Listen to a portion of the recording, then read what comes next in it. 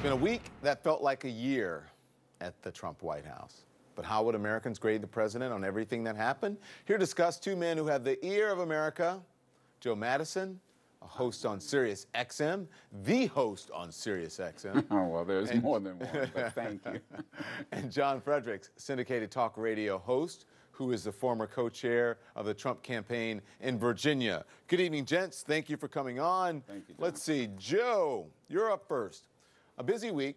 The president flip-flopped back and forth on health care, accused former presidents of not calling fallen soldiers' families, then blamed everyone else for making it political. He got into a fight with a congresswoman over one of those calls. He gave himself a 10 out of 10 on his handling of Hurricane Maria in Puerto Rico, even though after it hit some to 80% of the islands is still without power. And that's not everything. So since the president likes, taking grades, talking about grades, what grade would you give him this week? I would give him, and listen to me very carefully, I would give all of us, America, an F. We let this family down. We should not be arguing who said what, how it was said, why it was said.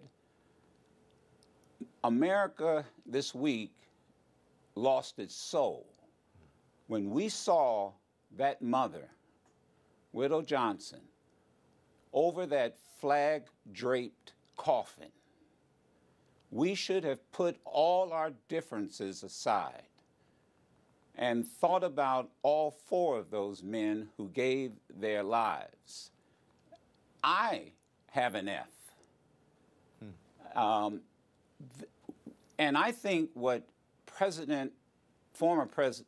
two former presidents did was that they reminded us in their own individual way that America better get its act together and we better reclaim our soul, because nothing should have moved us more than that mother with those children and that unborn baby.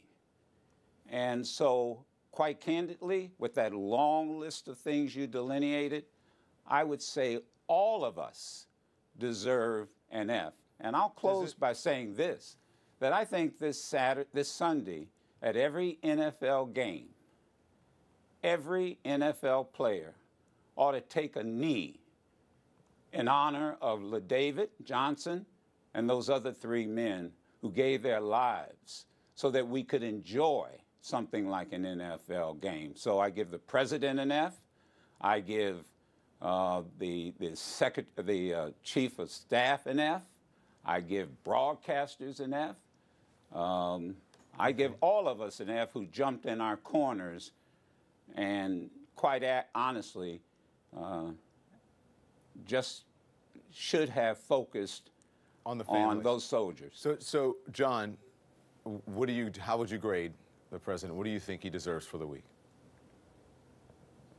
Well, he gets an A on substance, because the only substantive thing that matters to Americans at the end of the day is the fact that in the Senate, they passed something, which is a budget resolution, which has the potential to lead to the biggest tax cut and tax reform in the history of the Republic, bigger than Jack Kennedy's in '61, bigger than Reagan's in '86, bringing down middle-class taxes, getting jobs back, getting wages up, growing the economy, getting people back to work, protecting families so they can earn more money. So on substance, he gets an A. As far as the just terrible week played out with this with these four servicemen who died, and the Congresswoman Frederica Wilson politicizing a conversation the president had with this grieving widow immediately after she knocked people over to get the CNN and other cameras in order to politicize this, in order to get her moment in the sun and blast Trump, taking things out of context. And this entire thing has gone on for a week. I mean, this is sick. This is a sick society when we allow the politicization of something as dreadful as you losing a son or a husband or a loved one in battle overseas, and now it becomes a political football. Are you in calling order the to blast president of the Trump. United States sick as well? No, he sets I'm the calling tone. Frederica Wilson sick for going on TV and politicizing this. Look, if there was a misunderstanding or if, damn it, John, you just proved my point. You know what? I could walk off this set right now. You know, you just go ahead. proved. Nobody stopped you. There's no ball and chain there, Joe. You just you don't have proved a my ball and point. chain, Joe. You just proved my point. First of all, she didn't run to a. First of all, she didn't run, and secondly, you know, quit this foolishness. And that's what I'm trying to say to you. She didn't run to a camera. Quit characterizing that. She did. She was you, on a camera, Joe, within hours of that. She did not run to the camera. For political gain. Oh, God. You know what? But the camera just found her, Joe? You just proved dropped my from the point. sky? It dropped from the pigeons? You proved my point. You proved my Joe, point. All of this about, wait a minute, excuse me. What about that family? What about those children? What about that woman over that coffin? You just proved my point, John. Let's put these differences aside. What you just said was freaking petty, and freaking wasn't the word I was thinking of. No, Joe, what I said is the truth. Frederica Wilson took this to the politicization level in order to blast Trump. I mean, the thing is sickening. Instead of simply, look, if there was a misunderstanding in this conversation, if there was a misunderstanding, that should have been worked out privately. She took it to the cameras. John, I think that's exactly what Joe is saying. And now you're outraged. And John, now you're outraged over John, let me in here, okay? That's exactly what Joe is saying. This could have been ended if the President of the United States had said, if something I said was mischaracterized or whatever, I am deeply sorry, this would have been over. So you're putting all the blame on Frederica Wilson. Does the President of the United States, who sets the tone, discourse in this country, does he not deserve any blame? Is he not at fault here at all? Even today, even yesterday, John Kelly mischaracterizing what she said. Is there no blame to be put at the White House? General Kelly lost a son. He came to the press conference. I didn't ask you that. That's not the Thursday point. That's not my point. Is there no blame? Please answer my question directly. Is there no blame to be put on the president and the White House? We understand he lost a son. He told us about that. There is no blame. The blame goes squarely on the shoulders of Congresswoman Frederica Wilson. Thank you. Stop right there. We'll be right back. Go to break.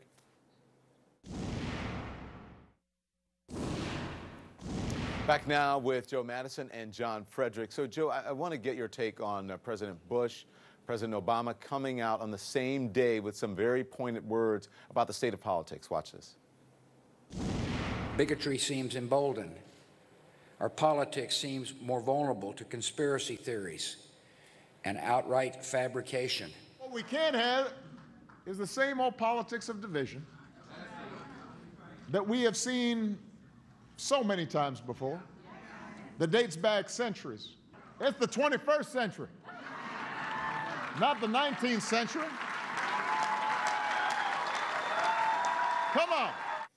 What did your listeners have to say about the former president's comments? Well, the first thing that they said in reference to the former Bush president was that they were glad that he finally spoke out in terms of the division, the white nationalism that's been redefined as economic nationalism.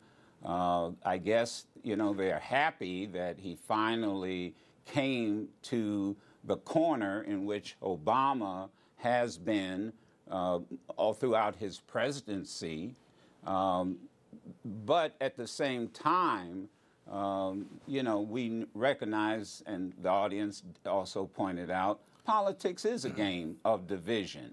I think we have, unfortunately, a generation or two who don't know about the Kennedys and the Goldwaters and the people who, despite their differences, would do what was best for the country.